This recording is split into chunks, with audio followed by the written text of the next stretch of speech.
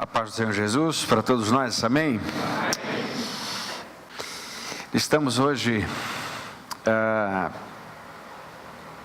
para fazer a leitura do Apocalipse capítulo 7 e nós faremos a exposição desse capítulo, que é um capítulo importantíssimo na compreensão do Apocalipse, porque ele faz aí uma pausa, digamos assim, entre o sexto e o sétimo selos. Entre esses dois selos há uma pausa, a adoração, e nós vamos ler esse capítulo, porque é um capítulo maravilhoso, importante, e se compreendermos esse capítulo, assim como o restante do Apocalipse, vai ficando cada vez mais fácil, vai ficando cada vez mais prazeroso de caminhar para Jerusalém Celestial. Esse é um capítulo também que nos aponta para a grande salvação que pertence ao Senhor, e nós vamos compreender também como somos salvos e quais são os méritos da salvação que não estão em nós, mas estão no Senhor. Vamos então fazer a leitura desse texto. Apocalipse capítulo 7 diz assim: Depois disso vi nos quatro cantos da terra 4 anjos em pé, retendo os 4 ventos da terra, para que nenhum vento soprasse sobre ela, nem sobre o mar, nem contra árvore alguma. Vi outro anjo subir do Oriente, tendo o selo do Deus vivo. Ele clamou em alta voz aos 4 anjos que haviam recebido autoridade para causar danos à terra e ao mar: Não danifiqueis a terra, nem o mar, nem as árvores, até que selemos a testa dos servos do nosso Deus. Então ouvi o número dos que foram selados.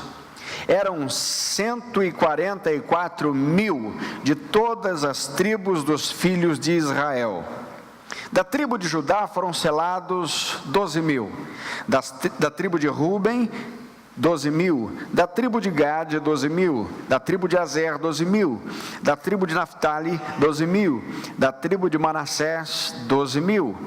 Da tribo de Simeão, 12.000, da tribo de Levi, 12.000, da tribo de Issacar, 12.000, da tribo de Zebulon, 12.000, da tribo de José, 12.000, e da tribo de Benjamim, 12.000 foram os selados.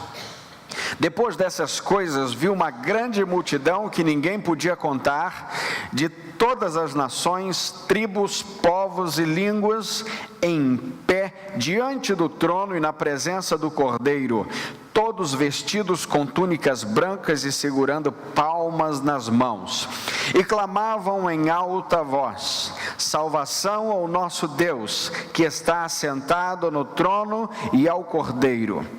Todos os anjos que estavam em pé ao redor do trono, dos anciãos e dos 4 seres viventes, prostraram-se diante do trono com o rosto em terra e adoraram a Deus, dizendo: Amém. Louvor, glória, sabedoria, ações de graças, honra, poder e força sejam ao nosso Deus pelos séculos dos séculos. Amém. Então um dos anciãos me perguntou: Quem são e de onde vieram estes que estão vestidos de túnicas brancas? Eu lhe respondi: Meu Senhor, tu sabes. Ele me disse: Estes são os que vêm da grande tribulação, e lavaram suas túnicas, e as branquearam no sangue do Cordeiro. Por isso estão diante do trono de Deus e o servem de dia e de noite no seu santuário. E aquele que está sentado no trono estenderá o seu tabernáculo sobre eles. Nunca mais terão fome, nem sede, nem cairá sobre eles o sol, nem calor algum, porque o Cordeiro que está no meio, diante do trono, os apacentará e os conduzirá às fontes das águas da vida, e Deus Deus lhes enxugará dos olhos toda lágrima. Aleluia. Bem, o capítulo 6, nós vimos que é o capítulo que mostra a abertura dos 6 primeiros selos. Nós vimos no capítulo 5 que um grande clamor se levanta, e o clamor é este: quem é digno de abrir o livro e de romper os selos? E nessa hora, a resposta é que não havia ninguém digno de abrir o livro, de desatar os selos. Nós vimos que este livro nos aponta para a realidade de toda a história, da história dos redimidos do Senhor, da história da humanidade, mas da história da redenção também. Então o Cordeiro, aquele que aquele que foi morto, como diz o texto, aquele que visivelmente na eternidade reconheceremos como quem morreu por nossos pecados. Isso é importante, a visão do Cordeiro na eternidade como que foi morto, não que seja uma visão de um Cordeiro abatido, prostrado, não, é que nós até na eternidade, de eternidade em eternidade, saberemos que as santas feridas de Jesus nos levaram para lá com Ele. As feridas de Cristo, a justificação pelo sangue de Jesus, nós teremos essa noção eterna. A cruz tem efeito eterno. Todas as coisas passarão, mas nós saberemos que na eternidade as feridas de Cristo foram as únicas coisas responsáveis, ou seja, os méritos de Cristo na cruz foi aquilo que nos levou para a sua glória consigo. No capítulo 6, nós vimos então que o Cordeiro começa a abrir o livro e desatar os selos. Nós vimos que os primeiros 4 selos são aqueles selos dos 4 cavaleiros do Apocalipse, não é? O cavalo branco com o seu cavaleiro, o cavalo vermelho, depois o cavalo preto e depois o cavalo amarelo, que na verdade é um amarelo esverdeado, digamos assim. E depois disso nós vemos o 5º selo, que é a alma dos mártires clamando embaixo do altar. E depois nós vemos o 6º selo, que na verdade é aquele 6º que traz um grande terremoto, que traz os grandes sinais daquilo que está para acontecer: escuridão total, trevas totais, trevas na sua totalidade, o céu se recolhendo como num rolo. E nós vemos no final do capítulo 6 que neste 6º selo, grandes, pequenos, livres, escravos, todos aqueles ao redor do mundo, em toda a história, se rendem diante daquilo que está para acontecer. Mas antes que isso aconteça, porque no fim do capítulo 6, no verso 17, diz: porque chegou o grande dia da ira do Senhor, quem poderá subsistir? Antes que isso aconteça, há então o capítulo 7, que nos mostra o que está para acontecer e nos introduz o 7º selo. E o capítulo começa assim, leia comigo o verso 1. Depois disso, nos 4 cantos da terra, 4 anjos em pé, retendo os 4 ventos da terra, para que nenhum vento soprasse sobre ela, nem sobre o mar, nem contra árvore alguma. Os anjos estão de pé nos 4 cantos da terra. Eles estão em reverência, mas eles estão também em ponto de serviço. Todos os anjos estão a serviço de Deus. Todas as miríades angelicais fazem a vontade de Deus, como deveríamos fazer. Seja feita a tua vontade, assim na terra como ela é feita no céu. A vontade de Deus é feita do céu de maneira plena, de maneira soberana. Não há nenhum entrave entre a ordem e a execução. O que Deus manda, os seres angelicais executam. E o que nós estamos vendo aqui são 4 anjos nos 4 pontos ou nos 4 cantos da terra. Digamos assim, o número 4 é o número também da totalidade da natureza e do próprio planeta.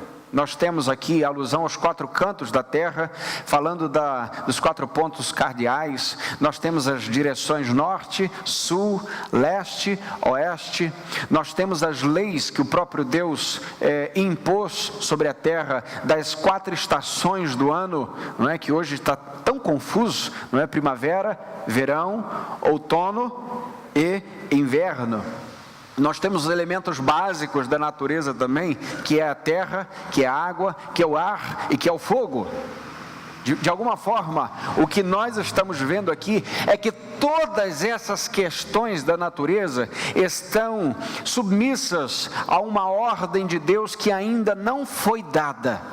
Esses 4 anjos estão nas 4 pontas da terra, digamos assim, como diz o texto, simbolicamente, segurando o dia em que a ira de Deus será executada em juízo.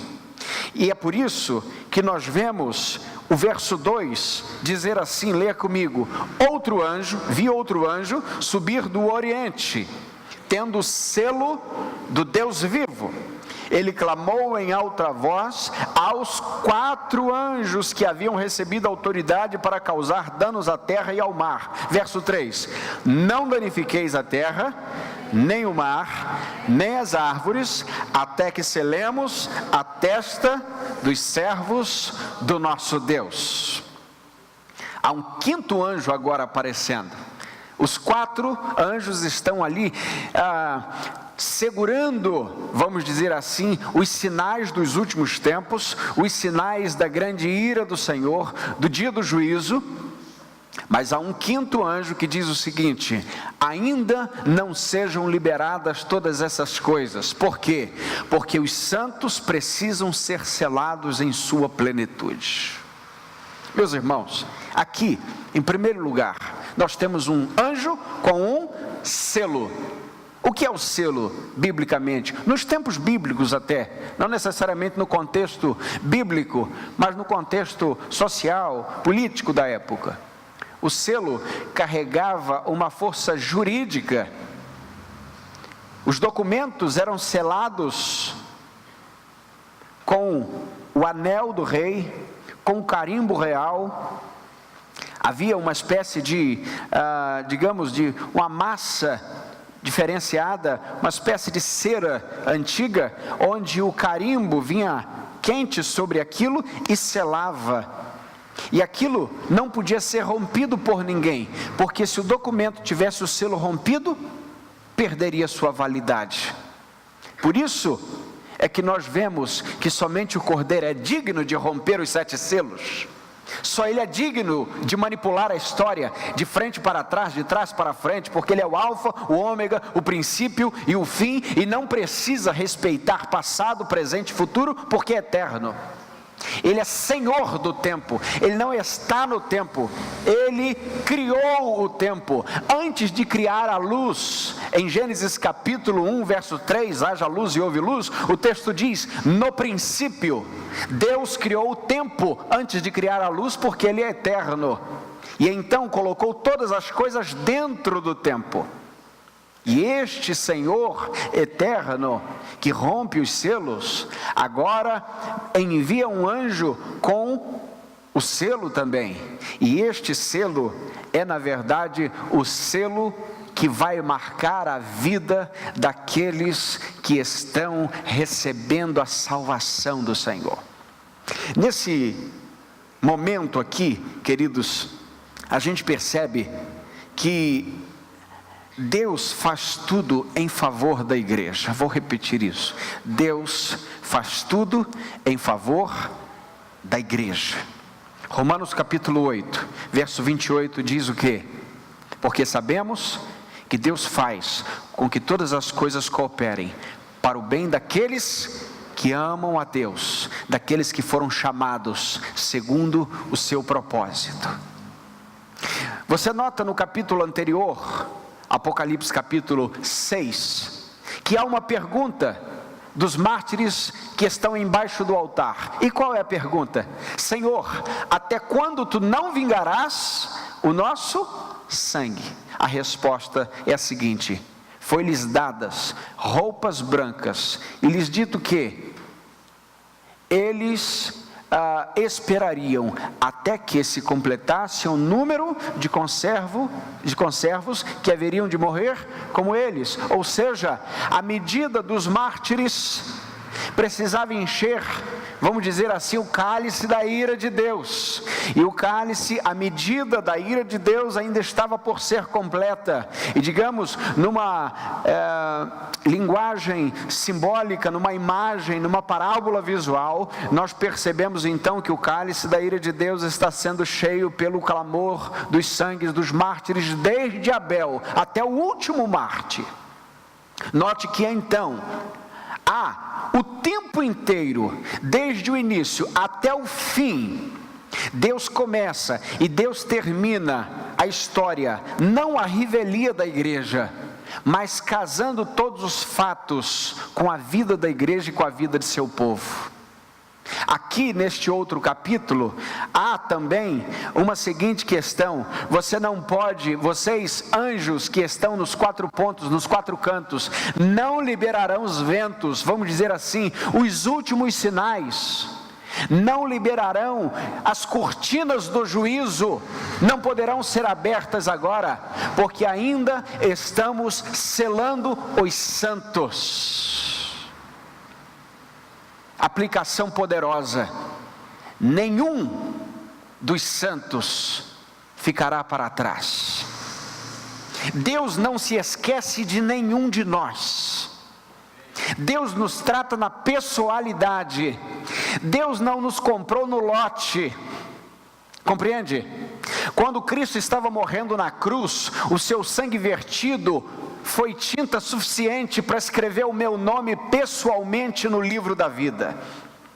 Por isso, nós não estamos no meio de uma massa que Deus espera que seja salva. Nós não estamos num grupo onde Deus esteja esperando que entre neste grupo aqueles que serão salvos, mas Ele sabe exatamente onde estão e como serão trazidos à sua presença, porque o selo de Deus não erra.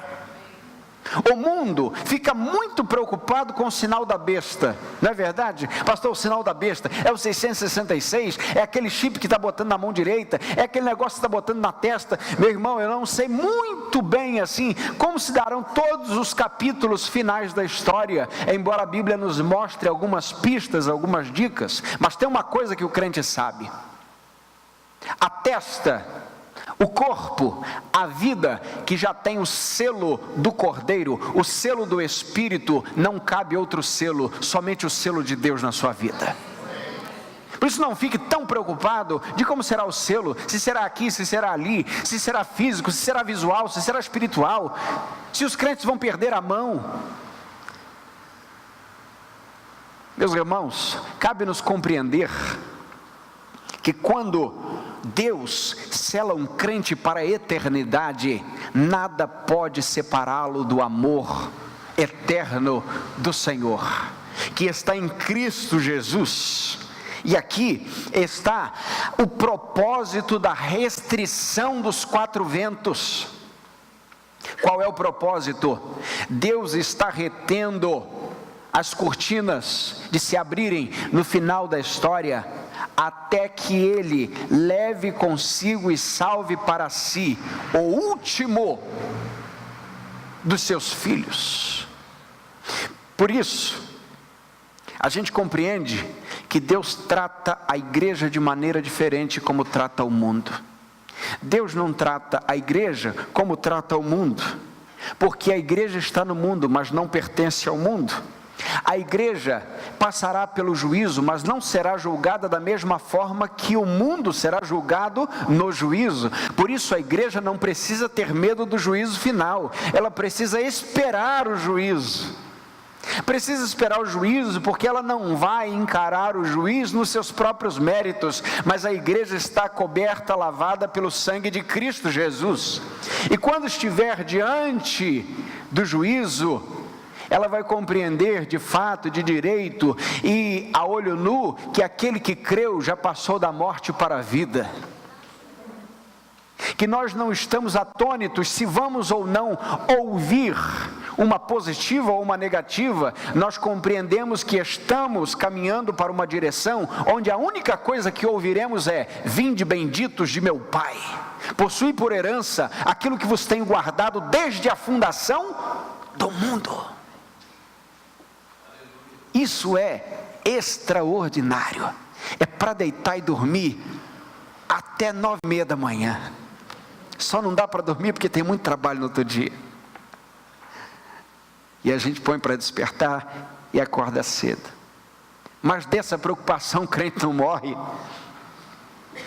E é isso, meus irmãos, que a gente compreende, que o crente é selado pelo Senhor, que é, conforme diz 1 Pedro capítulo 2, verso 9, propriedade exclusiva de Deus. Onde é que está o selo? Está por dentro do crente. Olho não vê, mas por espírito se discerne. O seu vizinho não vê, mas o inimigo sabe. Por isso, meus irmãos, quando olhamos para o Antigo Testamento, o anjo do Senhor passou na noite do Egito, matando os primogênitos daquela terra, mas um selo, que era o selo do sangue de um cordeiro nos umbrais, não permitia que o anjo entrasse porta dentro e matasse os primogênitos do povo de Deus. Significa que Deus, desde a fundação do mundo, nos mostra que Ele lida com a diferença entre aquele que serve e aquele que não serve, entre o justo e o ímpio. E aqui nós temos uma alusão seríssima e forte de que quando o juízo de Deus for liberado pelos anjos do Senhor, os selados estarão preparados para enfrentar com grande temor, mas com alegria e júbilo, aquele grande dia. Deus está preparando a igreja, Deus está separando os seus filhos, e aqui nós percebemos, conforme diz Paulo, escrevendo a sua segunda carta aos Coríntios, no capítulo 1, no verso 22, que foi Ele também que nos selou e nos pôs o Espírito como garantia em nosso coração. Deixa eu lhe dizer uma coisa: você acredita quando vai comprar um relógio bonito, igual aquele que eu ganhei da igreja certa vez, você lembra? Então, ele vem com uma garantia. Você duvida que aquela garantia garante mesmo que se ele der algum problema, ele pode trocar naquele determinado tempo? Eu não duvido, não duvido.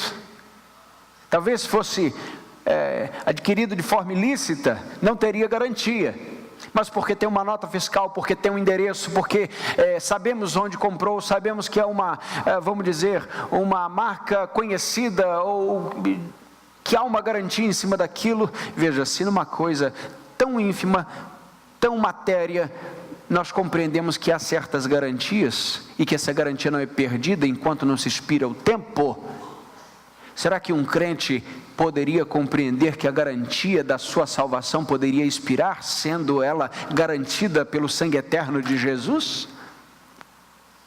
Será que algum crente nessa vida, então, depois de selado, lavado e remido pelo sangue do Cordeiro, pode sentar numa cadeira e dizer assim: eu não sei, eu acho que essa garantia, o selo do Espírito, vai ser tirado de minha vida, porque eu tenho minhas dúvidas. Será que se eu pecar amanhã, perco a salvação? E aí alguém vai dizer assim: bom, se o crente não perde a salvação, então ele vai cair no mundo, pecar à vontade, e ele vai dizer que pode viver de qualquer maneira. E aí nós temos um ponto básico do salvo, porque Deus já lhe tirou a natureza do porco, e já o fez não amar a lavagem há muito tempo, e por isso que ele não volta a se revolver na lama. E a natureza nova agora dele, ainda que lute com uma natureza antiga, porque ele anda em espírito, ele sempre desejará as coisas do espírito, e anda em espírito porque é selado pelo Espírito. Por isso não há esse perigo de, ok, então eu sou um salvo e vou para o mundo e vou me refestelar na orgia, e seja o que for, porque se tem uma coisa que o crente desaprendeu é viver no mundo. Meu irmão, se você é um crente de verdade, se Cristo lavou a tua vida, selou com o Espírito, você pode até tentar ciscar no mundo, você vai se perder todo, vai se quebrar todo, porque crente não sabe mais viver no mundo. É ou não é? É fato, fica perdido, se arrebenta todo, e tem uma hora que tem que fazer igual o pródigo, eu não tenho jeito, eu tenho que voltar, é o seu endereço. Diante disso, meus irmãos, é que Efésios, a carta de Efésios, a carta de Paulo aos crentes de Éfeso, vai dizer no capítulo 1, no verso 13, que nós fomos selados com o Espírito da promessa. Veja, selados com o Espírito da promessa.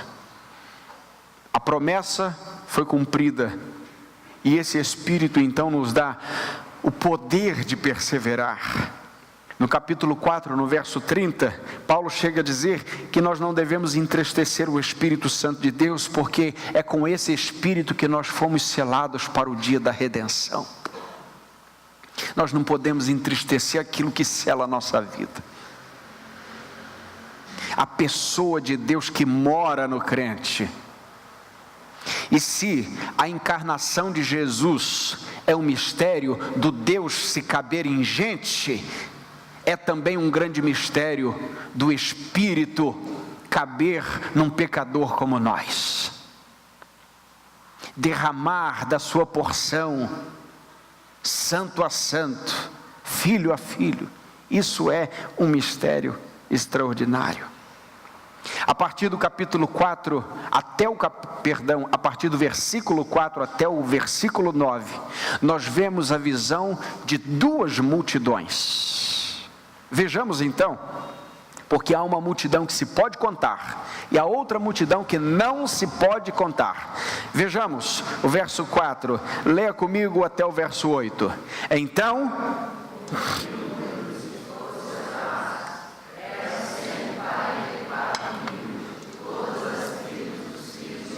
5, da tribo de Judá foram selados, da tribo de Ruben, da tribo de Gade, da tribo de Azer, da tribo de Naftali, da tribo de Manassés, da tribo de Simeão, da tribo de Levi, da tribo de Issacar, da tribo de Zebulon, da tribo de José e da tribo de Benjamim.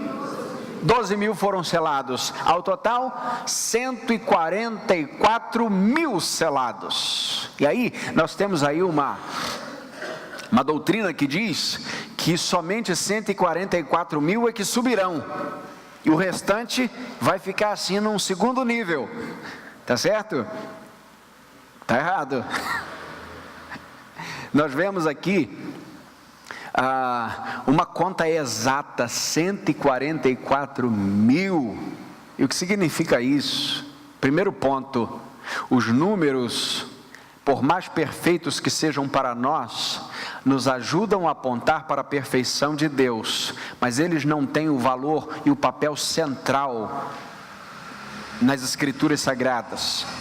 Assim como os anjos são importantes, e vemos aqui no Apocalipse, mas eles não têm o papel central na história da redenção e nem são adorados no céu nem na terra. Assim também os números são extremamente importantes, mas não são eles que definem absolutamente a perfeição de Deus, porque a perfeição de Deus é incontável e imensurável. Mas o que vemos aqui então, nesses 144.000? Porque nós temos no verso 9 uma outra multidão, que parece outra multidão, que diz o seguinte: depois dessas coisas vi uma grande multidão, que ninguém poderia contar, de todas as nações, tribos, povos, línguas, em pé diante do trono, na presença do Cordeiro, todos vestidos com túnicas brancas e segurando palmas nas mãos. Bom, quem são estes que compõem estas multidões, ou esta multidão? O número 12 é um número extremamente importante e simbólico nas Escrituras. Haja visto 12 tribos de Israel no Antigo Testamento, 12 apóstolos no Novo Testamento. Mas veja, nós não podemos ser matemáticos demais neste ponto, porque quando você olha para as tribos de Israel, aqui ele está falando de José, e ele está colocando José aqui, e na verdade José vai dar espaço para outra tribo no Antigo Testamento. Quando nós olhamos os apóstolos, nós vemos que Judas sai do cenário, mas entra Matias, depois entra Paulo, um abortivo, um fora do tempo, como ele mesmo diz. Significa que é 11, que são 12, que são 13, na verdade este 12, ou 12 vezes 12, está nos mostrando uma visão dos filhos de Deus, à luz da soberania do próprio Deus. Ou seja, esta primeira multidão é exatamente como a segunda multidão. Alguns dizem que é o povo de Israel, e na verdade isso não procede, porque senão José não estaria aqui como tribo. Essa seria uma das razões. Por que então nós temos 144 mil na primeira multidão? Porque é nesta hora que Deus permite que João olhe pela janela da onisciência, da sabedoria, da soberania de Deus, e que ele veja e compreenda que Deus sabe exatamente quem são aqueles que ele irá salvar. Deus tem a conta exata, Deus tem a conta perfeita, Deus conhece todos os corações e os escolhidos dos 4 cantos da terra.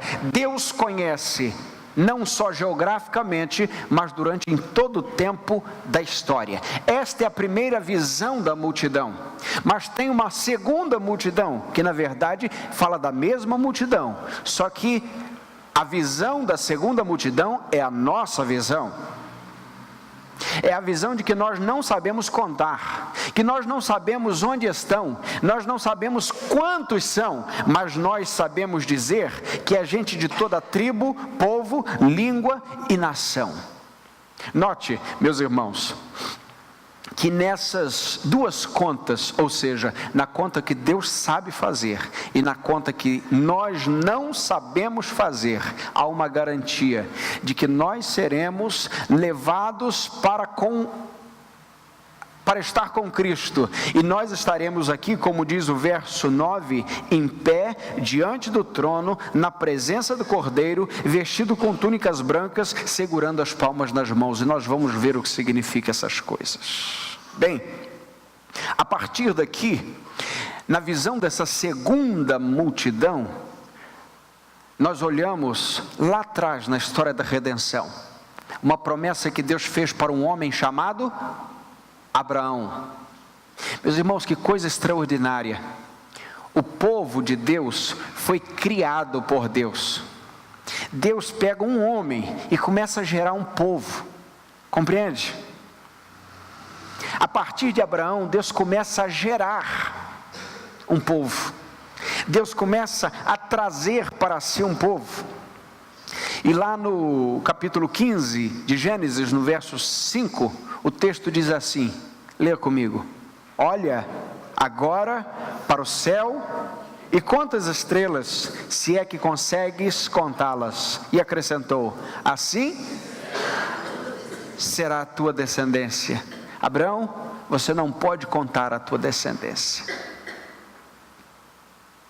Nós não somos filhos de Abraão hoje de forma sanguínea, mas somos filhos da promessa. Por quê, meus irmãos? Nós somos filhos da promessa porque em Hebreus capítulo 11, verso 2, o texto diz que também de um homem já sem vigor físico, nasceu uma descendência tão numerosa quanto as estrelas do céu e incontável como a areia na praia do mar. E onde é que nós entramos nisso? Gênesis capítulo 12, verso 3, leia comigo: e todas as famílias da terra serão abençoadas por meio de ti. Veja, todas as famílias da terra serão abençoadas por meio de ti. Então não significa que os judeus farão parte de 144 mil que estarão na glória e nós, os gentios, estarão, vamos dizer, em outro tipo de andar glorioso, absolutamente.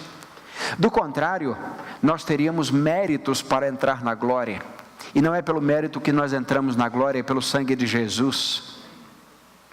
Em Romanos capítulo 9, Paulo escrevendo, vai dizer que não são os israelitas aqueles da descendência genética, étnica, sanguínea, mas são aqueles, o Israel de Deus, que foram trazidos pelo próprio Deus. E nem sempre, diz Paulo, não porque são de Israel, são necessariamente israelitas. E aqui ele está dizendo que nem todo mundo que é judeu é necessariamente um salvo. E ele vai mostrar também mais à frente. E é claro que isso é a temática do livro de Romanos, porque ele está justificando a sua viagem para pregar aos gentios. E ele vai mostrar que o Senhor salva tanto a gregos, quanto a judeus, quanto a qualquer outro grupo étnico, qualquer outro grupo cultural que possa existir. Porque o texto diz de todas as nações, tribos, povos e línguas. Essa é a universalidade da salvação. João capítulo 3, verso 15 vai dizer, para que todo aquele que nele crê tenha a vida eterna. Essa é a garantia, aquele que crê. Mas o povo, essa grande multidão, está em pé diante do trono e na presença do Cordeiro. Todos estão vestidos de túnicas brancas e segurando palmas nas mãos. Bem, meus irmãos, vemos aqui a igreja, em primeiro lugar, em prontidão diante do Senhor. Em segundo lugar, com vestes ou com túnicas brancas. E aqui nós temos uma alusão direta ao corpo glorificado. Aqueles mártires do capítulo 6 receberam agora vestes brancas. As vestes da igreja de Jesus não são mais as vestes empoeiradas deste tempo. A face daqueles que estão na presença de Deus não é mais a face enrugada e queimada pelo sol e maltratada pelo tempo.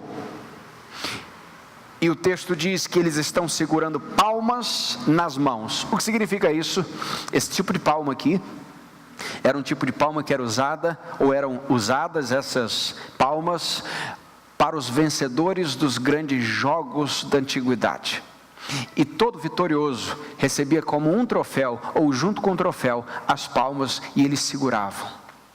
O que Deus está dizendo aqui, meus irmãos, é que com toda certeza a igreja irá vencer o mundo pela fé. 1 João capítulo 5, verso 4 diz o seguinte: pois todo aquele que é nascido de Deus vence o mundo. Agora leia comigo: esta é a vitória que vence o mundo. Fraco, né? Vamos juntos. Esta é a vitória que vence o mundo. A nossa. Como é que a gente vence o mundo, gente? Pastor, se bateu uma grande perseguição, como é que a gente faz? Essa é a vitória que vence o mundo? A nossa fé. E se o povo de Deus for levado ao máximo a ser tentado à apostasia, esta é a vitória que vence o mundo? A nossa fé. Por quê? Porque o justo viverá pela fé. O justo não viverá pelo dinheiro, o justo não viverá pelos templos, o justo não viverá pela religião, o justo não viverá por causa de outro justo, o justo não viverá por causa da família crente, o justo viverá pela fé. Esse texto é libertador. Esse texto divide a história da nossa compreensão. O verso 10, 11 e verso 12 dizem assim: e clamavam em alta voz. O que eles estavam clamando, gente? Essa grande multidão, veja que coisa linda, leia comigo: salvação ao nosso Deus, que está assentado no trono, e ao Cordeiro. Agora veja, eles não estão dizendo salvação ao nosso Deus porque ele precisa ser salvo, você deve saber disso. Eles estão dizendo: a salvação está acreditada a eles, vem deles. todos os anjos, verso 11, que estavam em pé ao redor do trono, dos anciãos, dos 4 seres viventes, prostraram-se diante do trono, com o rosto em terra, e adoraram a Deus, dizendo, vamos juntos, amém. Louvor, glória, sabedoria, ação de graças, honra, poder e força sejam ao nosso Deus, pelos séculos dos séculos, amém. O que eles estão dizendo? Se há algum louvor, seja Ele. Se há alguma glória, seja dEle. Se temos sabedoria, dediquemos tudo a Ele. Se temos ações de graças, agradeçamos a eles. Se devemos honra, é a Ele. Se Ele nos deu poder, foi porque exatamente emanou dEle. E a força, e tudo isso seja o nosso Deus pelos séculos dos séculos. Isso nos mostra que nenhum ponto dos séculos, desde a eternidade passada e até a eternidade futura, e essa é apenas uma forma de vislumbrar dentro da nossa história a questão da eternidade. Em momento algum, Deus deixou de ter força, poder, honra, glória, majestade, domínio, soberania, sabedoria, porque o tempo todo todas essas coisas foram deles. Note que os crentes aqui não estão diante de Deus reclamando, Senhor, o Senhor deixou a gente sozinho, antes da gente subir, a gente sofreu muito, Senhor, mas que coisa, não há nenhum, o que eles estão fazendo aqui é adoração ao Senhor. Não há nenhuma atividade que sobreponha-se à adoração ao Senhor na glória. Acredito que vamos ter muitas atividades eternamente, mas todas elas diretamente envolvidas com a adoração da dignidade de um Deus trino. Tudo o que fizermos será sempre um louvor eterno. E aqui, o texto continua dizendo que um dos anciãos me perguntou, ele faz uma pergunta, verso 13, quem são? E de onde vieram estes vestidos com túnicas brancas? Ele respondi, meu Senhor, tu sabes. Ele me disse, leia comigo, estes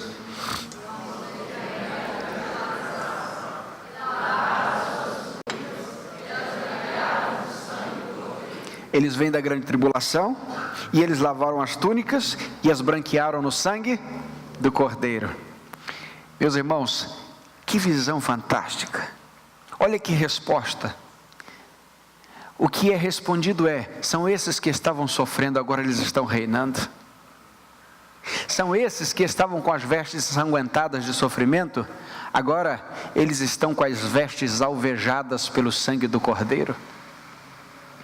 Isso é esperança muito forte, e é uma coisa tão especial que o sangue de Jesus, sendo ele tinto, sendo ele vermelho, é tão poderoso que alveja as nossas vestes eternas, e tira toda sujeira, porque todo líquido tinto, vermelho, quando entra em contato com qualquer tecido, vai torná-lo vermelho, mas é o sangue de Jesus, puro, imaculado, que quando nós virmos face a face este Cristo Jesus, nós seremos completamente glorificados pelo poder do seu sangue, e agora na sua plenitude, porque o sangue de Cristo agora nos livrou da condenação do pecado, mas lá Ele nos livrará da presença do pecado também,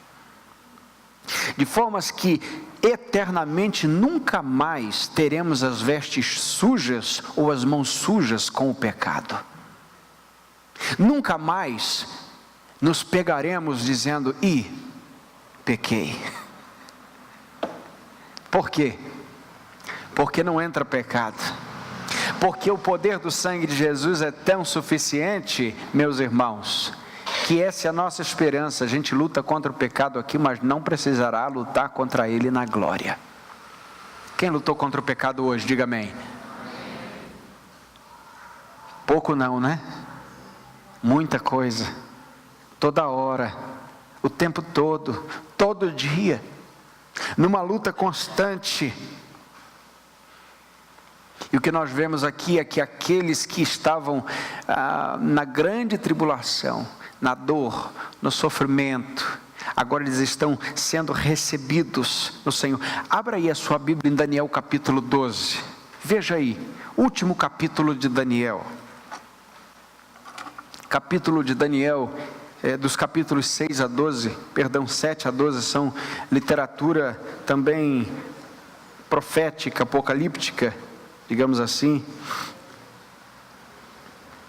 Olha que coisa linda que diz os versos 1, 2 e 3. Naquele tempo, Miguel, o grande príncipe, se levantará a favor dos filhos do teu povo, e haverá um tempo de tribulação como nunca houve desde que existiu nação até então. Mas naquele tempo, o teu povo, todo aquele cujo nome estiver escrito no livro, será liberto. Muitos dos que dormem no pó da terra ressuscitarão, uns para a vida eterna, outros para vergonha e desprezo eterno. Os que forem sábios resplandecerão como o fulgor do firmamento, e os que converterem a muitos para a justiça brilharão como as estrelas, sempre e eternamente. Aleluia! Que texto profético fantástico!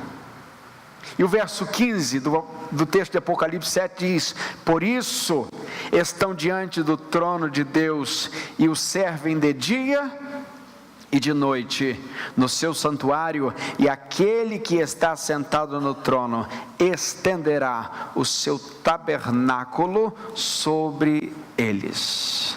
O termo servir aqui não é um termo comum, como servir uns aos outros. O termo aqui tem muito mais a ver com latria, que é um serviço de veneração. É a mesma palavra que Deus disse a Faraó: deixa o meu povo ir para me servir ou para me adorar no deserto. Está aí no mesmo nível de comparação. E o que nós percebemos, meus irmãos, é que finalmente nós seremos sacerdotes eternos com Deus, sempre debaixo desse tabernáculo eterno. O Salmo 27 é um salmo lindo, e o verso 4 ele diz assim: pedi uma coisa ao Senhor e a buscarei. O quê? Que eu possa morar na casa do Senhor todos os dias da minha vida, para contemplar o esplendor do Senhor e meditar no seu templo. Será que esse salmo está querendo dizer assim: pedir ao Senhor para sair da minha casa e vir morar na igreja? Claro que não. Ele está dizendo: o que eu quero é morar na casa do Senhor. E isso se cumpre no Novo Testamento, quando Deus faz do homem morada de si mesmo. Então Deus vem e mora no homem. Agora, na glória é uma promessa: o homem morará em Deus eternamente. Estamos em Cristo como um reino que já chegou, mas ainda chegará. Recebemos do Espírito, mas nós seremos completamente envolvidos pelo Espírito, pelo Cordeiro e pelo Senhor. Diante disso, queridos, nós temos as duas últimas promessas nos últimos 2 versos, que diz assim: nunca mais terão fome. Repitamos juntos: nunca mais terão fome, nem sede, nem cairá sobre eles o sol, nem calor algum. Interessante. Bem-aventurados os que têm fome e sede de justiça. Por quê? Eles serão fartos. Serão fartos.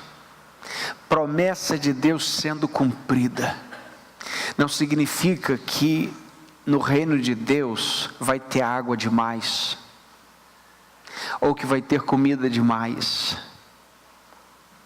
O que o texto está mostrando, meus irmãos, apesar, é claro, que tudo aquilo que é necessidade aqui não será necessidade lá, inclusive física, inclusive aquela ruga que você descobriu semana passada no espelho, vai sumir lá, aquele cabelo branco, né, pastor Márcio? É, pastor João? Veja,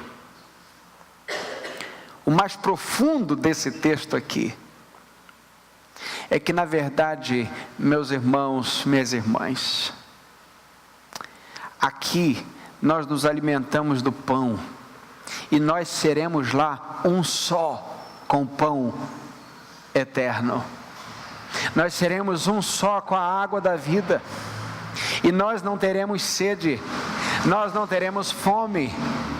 E aqui o texto faz uma alusão à profecia também de Isaías, capítulo 49, verso 10, que diz: nunca sentirão fome, nem sede, nem o calor do deserto, nem o sol os afligirá, porque o que se compadece dele os guiará e os conduzirá mansamente aos mananciais de águas. Quando a gente olha para as palavras de Jesus no texto de João, no capítulo 6, no verso 35, ele diz: eu sou o pão da vida, e quem vem a mim jamais terá fome, quem crê em mim jamais terá sede. Por quê? Porque nós vamos nos saciar nele eternamente. O último verso diz: porque o Cordeiro, essa é a resposta, porque o Cordeiro que está no meio, diante do trono, os apacentará e os conduzirá às fontes das águas da vida, e Deus lhes enxugará dos olhos toda lágrima.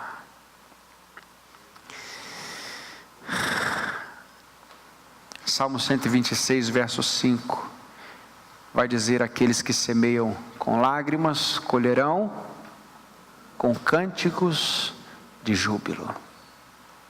Quando nós olhamos para o Apocalipse, nós vemos o júbilo da igreja de Cristo Jesus. Isaías 25, 8 vai dizer que ele vai aniquilar a morte para sempre, e Deus enxugará as nossas lágrimas. E aí muita gente fica se perguntando: pastor, por que então tem um livro que fala daquilo que ainda vai acontecer? Por que a gente vem para a igreja num sofrimento danado, numa vida apertada, numa dificuldade, seja na família, chorando por uma perda? Por que a gente tem que ficar ouvindo sobre o céu? Por que a gente não recebe coisas, por exemplo, assim mais práticas, 7 passos para a vitória? Por que a gente não faz assim uma campanha dos 7 mergulhos de Naamã para resolver os problemas da vida? Já parou para pensar nisso? Por que a gente tem que ficar tentando vislumbrar essas coisas tão espirituais, futuras, eternas, se a gente está sofrendo aqui? É porque, meu irmão, minha irmã, se você não tiver consciência da glória e certeza da eternidade, você pode dar 7 mergulhos ou 70, ou viver mergulhando, que você nunca terá esperança de que a tua alma estará segura com Cristo. O que nós estamos vendo aqui é a certeza absoluta de que o sangue de Jesus foi suficiente para comprar toda a eternidade e todo mundo em todo o tempo, de todos aqueles pecadores que Ele remiu, e levar com Ele para aquilo que Ele mesmo preparou para nós. Por isso não há nenhum conselho, nenhuma campanha desse mundo que me dê mais forças para acordar de manhã, ficar de pé e enfrentar a vida, do que saber que quando eu morrer, eu estou certo de que vou com Cristo. Não tem nada nesse mundo, não tem absolutamente lorota humana alguma que me diga que eu tenha que dormir e acordar de novo, mesmo enfrentando uma dor aguda, se não for o sangue de Jesus. Se não for, queridos, a cruz vazia, se não for o Cordeiro ressurreto. E diante disso nós temos certeza, esperança, confiança. E esta é a vitória que vence o mundo, a nossa fé.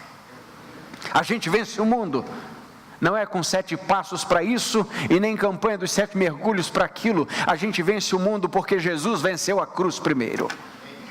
E o que nós estamos vendo aqui é um Cristo ressurreto, que não está na cruz, que não está ensanguentado, que não está olhando para baixo, mas que está vivo, que está reinando e que agora está aqui. Profeticamente, nós já podemos nos ver lá pela fé, enxugando as nossas lágrimas, saciando a nossa fome e a nossa sede para a eternidade. Isso é extraordinário. Isso é, meus irmãos, algo que nos faz levantar todos os dias e saber em quem nós temos crido. Aplicações finais. Em primeiro lugar, o Espírito Santo nos selou para a eternidade e não há como romper esse selo da nossa vida. A nossa vida se tornou um documento que Cristo assinou com seu sangue. O rei Dario jogou Daniel na cova e selou a pedra com seu anel. Ninguém poderia tirar aquela pedra senão o próprio rei Dario. Mas enquanto Daniel estava lá, e enquanto o rei Dario pela manhã não rompeu o selo do seu próprio anel, Deus estava guardando Daniel na cova dos leões. Nós estamos na grande tribulação, na cova do tempo, da perseguição, seja em que nível for. Mas tem um que é digno de romper os selos e dizer: vem lhe buscar. E enquanto não nos busca, está segurando os 4 ventos até que o último selado seja trazido para si, porque é poderoso para isso. Segundo, a salvação pertence ao Senhor. Juntos, a salvação pertence ao Senhor. Na verdade, esse é um verso bíblico também. Jonas capítulo 2, versículo 9. A salvação pertence ao Senhor. Todos os que estão na glória aqui, no Apocalipse, louvam o Cordeiro pelo seu sangue, pelo seu sacrifício, e eles têm consciência plena de que só são salvos pelos méritos do Cordeiro, não por sua própria vida. Meus irmãos, se nós fôssemos listar as nossas debilidades e colocar do lado as nossas qualidades, nós perderíamos feio. Se não fosse a graça de Deus nos levar para a glória, nós estaríamos no inferno. A salvação pertence ao Senhor, e é Ele que concede. Terceiro, Deus usará o sofrimento e a perseguição para mostrar a diferença entre os justos e os ímpios, entre os que servem e os que não servem. Basta apertar, e aí o fruto se mostrará: justiça ou impiedade. Basta que os bens comecem a ser espoliados, então farão a diferença entre o justo e o ímpio, entre o que serve e o que não serve. Basta uma perseguição ideológica, então, diante disso, Deus começa a desvelar a diferença do justo e do ímpio. É por isso que o Salmo, verso 1, é um salmo de paralelos tão exatos: justos e ímpios. Bem-aventurado aquele que não anda segundo o conselho dos ímpios, e não se detém no caminho dos pecadores, nem se assenta à roda dos escarnecedores. Antes, tem o seu prazer na lei do Senhor, e na sua lei medita de dia e de noite. Resultado: ele será como árvore plantada junto ao ribeiro de águas, que dá o seu fruto no tempo certo, suas folhas não caem, e tudo que fizer prosperará. Paralelo: não são assim os ímpios, porque eles são como a palha que o vento dispersa. Deus conhece o caminho dos justos, mas o caminho dos ímpios perecerá. E antes disso ele diz: porque os ímpios não subsistirão na congregação dos justos. Porque Deus conhece o caminho dos justos, mas o caminho do ímpio perecerá. Um dia Deus voltará e destruirá toda a impiedade. Deus destruirá o império do mal. E a pergunta que fica é: quando Ele fizer isso, de que lado nós estaremos? Última aplicação: toda atuação do mal será aniquilada, e o Senhor será o nosso pastor e enxugará dos nossos olhos toda lágrima. Ele enxugará dos nossos olhos toda lágrima. A atuação do mal será aniquilada completamente. E nós podemos terminar a mensagem dessa noite com o Salmo 23, que é um salmo extremamente profético para isso. O Senhor é meu pastor, nada me faltará. Ele me faz repousar em pastos verdejantes. Guia-me mansamente a águas tranquilas. Refrigera minha alma e guia-me pelas veredas da justiça, por amor do seu nome. Mérito é dele, o poder é dele, a glória é dele, a honra é dele. Ainda que eu ande pelo vale da sombra da morte, não temerei mal algum, porque tu estás comigo. Tua vara e teu cajado me consolam, me tranquilizam. Preparas diante de mim, uma mesa na presença dos meus inimigos. Unges minha cabeça com óleo, e o meu cálice transborda. Certeza final: certamente bondade, misericórdia me seguirão todos os dias da minha vida, e habitarei na casa do Senhor por longos dias, para sempre, eternamente. Aleluia.